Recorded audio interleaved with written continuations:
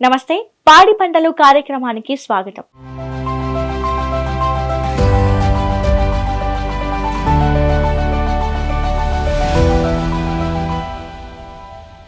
ప్రకృతి ఎరువులను తన వ్యవసాయ క్షేత్రంలోనే స్వయంగా తయారు చేసుకుంటున్నారు. 20 గోవులను పెంచుతూ ఆ గోవుల ద్వారా వచ్చే మూత్రాన్ని, పేడని సేకరించి భద్రపరిచి వాటిని ఎరువుగా మార్చి సమయానుకూలంగా మొక్కలన్నింటికి అందిస్తున్నారు. సేద్యంలో ప్రకృతి వ్యవసాయ పితామహుడు సుభాష్ పాలేకరే తనకు స్ఫూర్తి అని చెబుతున్నారు ఈ సాగుదారు. ఇప్పుడు మనకి ప్రకృతి వ్యవసాయంలో చాలామంది ఏం చేస్తున్నారంటే పాలేకర్ గారు చెప్పింది, మనకి భూమిని పోషకాలు ఇచ్చి దాన్ని బాగు చేస్తాం, సారవంతం చేస్తాం, దాంట్లో కార్బన్ శాతం పెంచుతాం, మిగిలిన పోషకాలు అన్నింటినీ పెంచుతాం, తర్వాత వానపాముల సంఖ్యను కూడా పెంచుతాం. సో దానికి కావాల్సింది ఏంటంటే ఈ జీవామృతం. జీవామృతం అంటే ఏం లేదు, ఆవు కడుపులో సూక్ష్మజీవులు ఉంటాయి, అలాగే పుట్టమల్లో సూక్ష్మజీవులు ఉంటాయి. ఈ రెండింటిని దాంట్లో చేసి వృద్ధి చెందిస్తాం. దాన్ని వృద్ధి చెందిన దాన్ని నేల మీద పోస్తాం. నేలలో పోసిన తర్వాత ఇంకా ఎక్కువగా పెరుగుతాయి ఇవి. ఈ పెరిగిన జీవులు ఏం చేస్తాయంటే నేలలోకి వెళ్ళి గాలిలో ఉన్న నత్రజని, మిగిలిన ఏవైతే కావాలో ఎలిమెంట్స్ కావాలో మొక్కకి అవన్నీ తీసుకొచ్చి అక్కడ స్థిరీకరిస్తాయి. అందువల్ల జీవామృతం వాడుతున్నారు. ఇప్పుడు మేము ఇక్కడ వాడేది ఈ ట్యూబ్లో ఏదైతే పెట్టామో దీన్ని, ఆ జీవామృతం మనం ఇప్పుడు దాకా మనం మాట్లాడుకున్న జీవామృతం వచ్చేసి ఎరోబిక్ కంపోస్టింగ్లో చేస్తాం. ఎరోబిక్ అంటే దానిలో వాడే బ్యాక్టీరియా వచ్చేసి ఆక్సిజన్ ఉంటేనే బతుకుద్ది. అది ఆక్సిజన్ లేకపోతే బతకదు, గాలి ఉండాలి. కానీ ఇప్పుడు మేము వాడే దాంట్లో ఎనరోబిక్ బ్యాక్టీరియా అంటే ఆక్సిజన్ అక్కర్లేని బ్యాక్టీరియా. ఇది ఈ అక్కర్లేని బ్యాక్టీరియాతోటి ఇక్కడ మనం జీవామృతం తయారు చేస్తాం. ప్లస్ ఆ పదార్థాలతో పాటు ఇంకా అనేక పదార్థాలు లైక్ మజ్జిగ, బియ్యపు గంజి, తర్వాత అలోవేరా, మునగాకు, గుమ్మడికాయ, బీట్రూటు, కూరగాయల గుజ్జు, పళ్ళ గుజ్జు ఇన్ని వేస్తాం.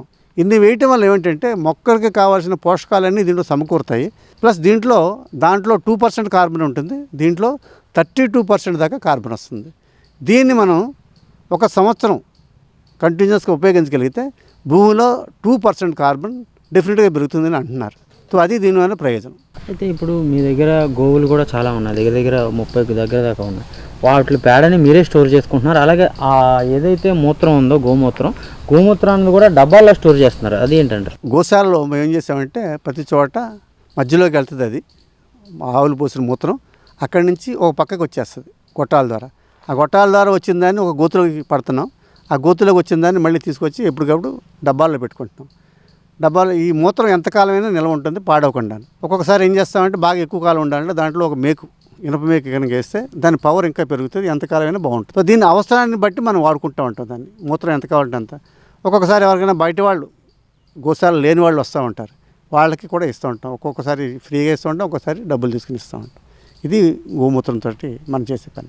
సుబ్బారావు తన వ్యవసాయ క్షేత్రంలోనే గోవుల కోసం ప్రత్యేకంగా షెడ్డును నిర్మించారు. గోవులు విసర్జించే పేడ, మూత్రం ఒక చోటికి చేరేటట్లు ఏర్పాట్లు చేశారు. సుమారు 200 లీటర్ల వరకు గో వ్యర్థాలు స్టోర్ చేసే విధంగా ఒక కుండీ లాంటి నిర్మాణాన్ని కట్టించారు.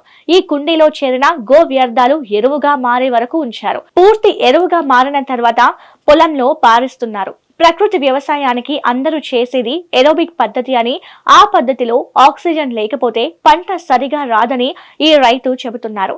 ఎరోబిక్ పద్ధతిలో కషాయాలు వాడతారని, తాను మాత్రం ఎండ్రోబిక్ పద్ధతిని అనుసరిస్తున్నానని రైతు తెలిపారు. ఈ పద్ధతిలో ఆక్సిజన్ తో అవసరం లేకుండా కార్బన్ డైఆక్సైడ్ ఉంటుందని అన్నారు. దీనికోసం ఒక పెద్ద బెలూన్ లాంటిది ఏర్పాటు చేశారు. అందులో భూమికి, పంటకి కావలసిన ప్రోటీన్, జింక్ అన్ని కూడా ముందుగానే స్టోర్ చేస్తున్నారు. ఆ బెలూన్ లో క్యారెట్, బీట్రూట్, బెల్లం, మామిడి ఇలా రకరకాల పండ్లు, కూరగాయలు వేసి 60 రోజులు మగ్గబెట్టి ఆ తర్వాత ఆ ద్రవ పదార్థాన్ని పంటకు అందిస్తూ చక్కటి దిగుబడి సాధిస్తున్నారు.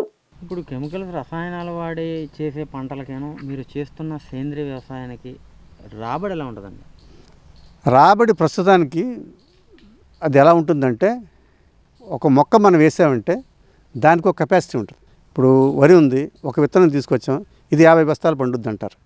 ఈ 50 బస్తాలు పండేది ప్రకృతి వ్యవసాయంలో చేసినా కూడా అదే పండుద్ది, కెమికల్ వ్యవసాయంలో చేసినా కూడా అదే పండుద్ది. కానీ దానికి కావాల్సిన అక్కడ పరిస్థితులు మనం కల్పించాలి.